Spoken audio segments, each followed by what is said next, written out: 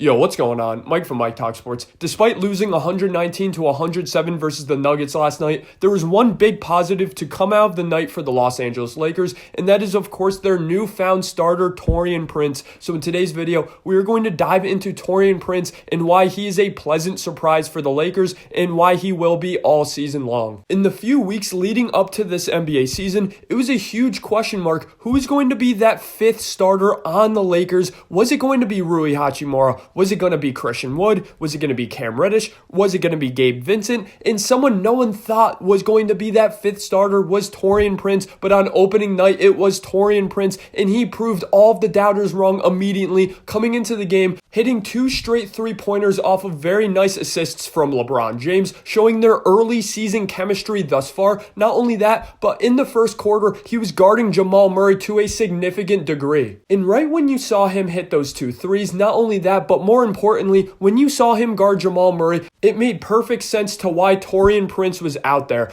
D'Angelo Russell absolutely cannot guard a guard caliber of Jamal Murray. You need a guy who not only can laterally keep up with Jamal Murray, which of course D'Angelo Russell can do, but you of course need that basketball IQ, and you need the length in order to keep up with him, especially on the perimeter. That's something that D'Lo does not have, and that's something that Taurean Prince had, and that showed early on in the game. In the first half for Jamal Murray, he went 3 for 5, but he did go 1 of 3 on threes. Now, Taurean Prince certainly does not have the speed of Jamal Murray, so early on into the game, they did try to attack Taurean Prince in the pick and roll and have Jamal Murray running around on the perimeter, but even then, Taurean Prince did a good job at closing out. When the game was over, Taurean was arguably the second, if not the third best Laker in the entire game, finishing with 18 points on 6 of 8 from the field, 4 of 6 from 3. He was absolutely on fire last night, 1 assist and 3 rebounds. He was a former first-round pick in 2016, and while he has been a journeyman, he's been a solid above-league average 3-and-D player, especially the last 2 seasons on Minnesota, guys. In 123 games in the last 2 seasons, he shot 46% from the field, which is really nice for a 3-and-D player who primarily shoots the 3 ball. He shot 37.8% from 3 during this time span, above league average, 8 points per game, 2.5 rebounds per game, and 1.2 assists per game. Now, last night, he did finish the night with a minus 14 plus minus, which is certainly something to monitor going forward, going on in the season. And overall, he really has not been a part of really good teams, but I am confident that Taurean Prince could be a solid role player on a championship caliber team, as he certainly has the play style and overall mentality, especially on defense, to do so. Now, here's where I'm going to end the video though, and this was my overall takeaway from the game, and this was absolutely eating me alive watching this game as a Lakers fan. It's KCP, guys, absolutely tearing us up last night, and it's Kyle Kuzma doing so good without us. Overall, when I've watched the Lakers in the last couple of seasons, I've just thought, damn, if only we had the 3rd and 4th best player on our 2020 championship team, that being KCP and Kyle Kuzma. Even though I do like Taurean Prince, realistically, he shouldn't even be starting for us. He has that all-time famous clip of him talking about getting rebounds after a tough loss in a college basketball game. And Taurean Prince, honestly, as the meme goes, he really is not good at getting rebounds. So instead of having Taurean Prince, we can really use a guy who averaged 21 points per game, 7 rebounds per game, and 4 assists per game last year in Kyle Kuzma. Not only that, but of course, every time we've played KCP, ever since we got rid of him, he's gone absolutely ballistic on us with the Nuggets. The trade we made for Russell Westbrook, trading away Caldwell Pope and Kuzma, is an absolute joke, and it is one of the worst trades in recent memory for the Los Angeles Lakers, and in my opinion, it's potentially cost us 1 if not 2 rings.